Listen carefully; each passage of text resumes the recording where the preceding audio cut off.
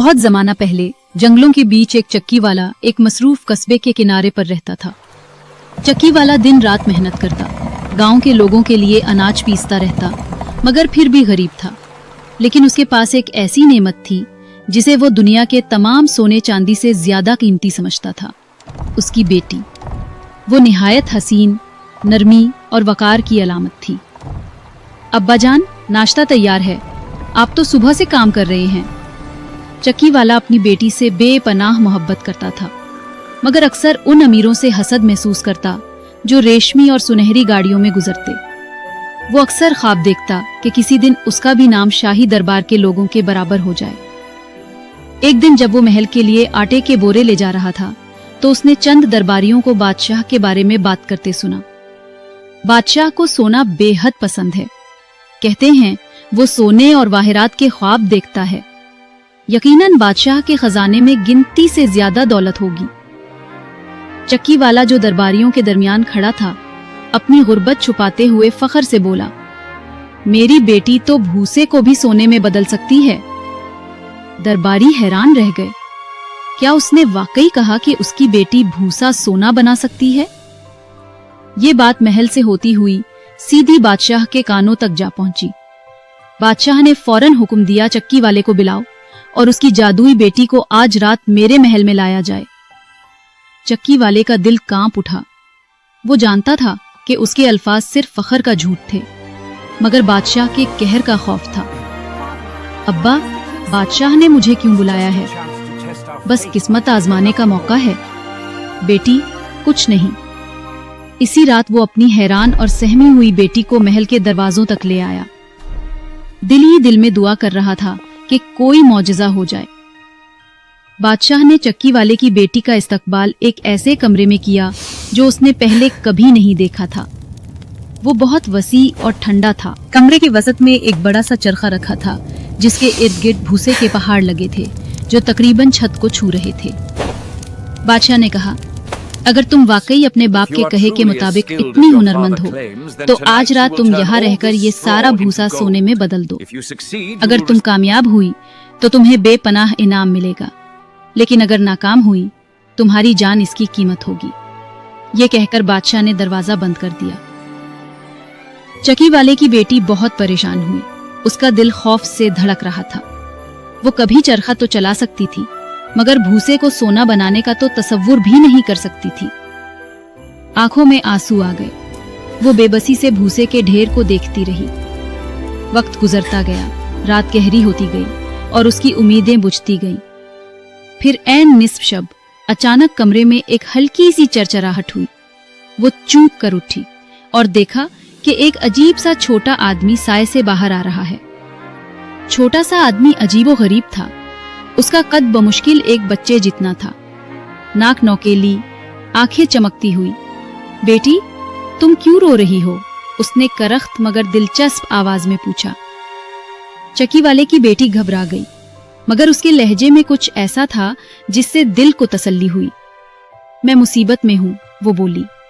बादशाह ने कहा है कि अगर मैं सुबह तक ये सारा भूसा सोने में ना बदल सकी तो वो मुझे मार देगा।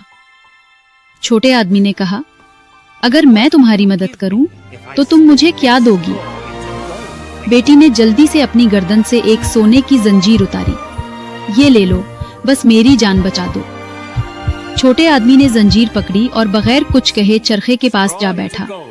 फिर वो चरखा चलाने लगा और हैरत की बात, भूसा सोने के चमकते धागों में बदलने लगा।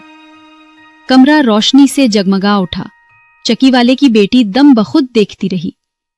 रात भर वो छोटा आदमी काम करता रहा, यहां तक कि सुबह होने से पहले सारा भूसा खालिस सोना बन चुका था। जैसे ही सूरज की किरणें कमरे में आई, वो अजीब आदमी अचानक गायब हो गया। बादशाह आया और जैसे ही उसने सोने के ढेर देखे, उसकी आंखें लालच से चमक उठी। जबरदस्त, लेकिन शायद ये इत्तेफाक था। आज रात तुम्हें एक और कमरे में बंद किया जाएगा और ज्यादा भूसे के साथ। अगर तुम फिर कामयाब हुई तो मैं यकीन कर लूंगा कि ये तुम्हारा हुनर है। दूसरी रात वो दोबारा तन्हा छोड़ दी गई, जब वही छोटा आदमी फिर नमूदार हुआ। अब क्या दोगी अगर मैं फिर मदद करूं? बेटी ने अपनी अंगूठी उतार कर दी। ये ले लो, बस ये भूसा भी सोना कर दो। आदमी ने सर हिलाया, चरखा चलाया और फिर से वही जादू हुआ। सुबह तक दूसरा कमरा भी सोने से भर चुका। बादशाह की खुशी की कोई इंतहा न रही। मगर उसका लालच भी बढ़ गया। एक आखिरी बार, अगर तुम कल रात भी कामयाब हुई तो मैं तुम्हें उतनी मलका बना दूंगा। तीसरी रात लड़की फिर कमरे में बंद कर दी गई। अब भूसे के पहाड़ और ऊंचे थे। जब वही छोटा आदमी जाहिर हुआ तो उसने कहा, अब तुम्हारे पास मुझे देने के लिए कुछ नहीं बचा, तो इस बार तुम क्या वादा करोगी? बेटी रोने लगी, मेरे पास कुछ नहीं, मगर अगर मैं मलका बन गई तो मैं तुम्हें अपना पहला बच्चा दे दूंगी। छोटे आदमी ने मुस्कुराकर कहा, ठीक है, वादा याद रखना। इस रात भी वो चरखा घुमाता रहा और सुबह तक पूरा कमरा सोने के धागों से भर गया। बादशाह, जो अब उससे शदीद मुतासिर था, ने फौरन शादी का ऐलान कर दिया। यूं एक गरीब चक्की वाले की बेटी एक दिन में मलका बन गई। वक्त गुजरा, महल खुशियों से भर गया। फिर एक साल बाद मलका के यहाँ एक खूबसूरत बच्चा पैदा हुआ। लेकिन जैसे ही वो खुशी से बच्चे को देख रही थी, अचानक कमरे में वही अजीब आदमी नमूदार हुआ। वक्त आ गया है मलका, अपना वादा याद है, अपना पहला बच्चा मुझे दो। मलका चीख उठी, नहीं नहीं, तुम ये नहीं कर सकते। मैं तुम्हें सोना, मोती, खजाने जो चाहो दूंगी, मगर मेरा बच्चा नहीं। छोटे आदमी ने कुछ देर सोचा और बोला, मैं तुम्हें 3 दिन देता हूँ।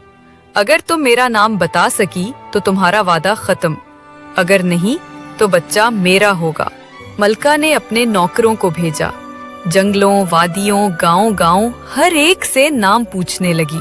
तीसरी रात एक सिपाही वापस आया और बोला, मलका आलिया, मैंने एक अजीब मंजर देखा। जंगल के एक कोने में एक छोटा सा आदमी आग के गिर्द नाच रहा था और गाता जा रहा था, कोई नहीं जानेगा मेरा नाम, रम्पल स्टिल्स्किन मेरा नाम। मलका मुस्कुरा उठी। अगले दिन जब वो आदमी आया, वो बोला, तो मलका बताओ मेरा नाम क्या है, क्या तुम हार मानती हो? मलका ने नरमी से कहा, क्या तुम्हारा नाम रम्पल स्टिल्स्किन है? ये सुनकर वो छोटा आदमी चीख उठा, ये तुम्हें किसने बताया? और गुस्से में जमीन पर पांव मारा। जमीन फटी और वो गायब हो गया। यूं मलका और उसका बच्चा हमेशा खुश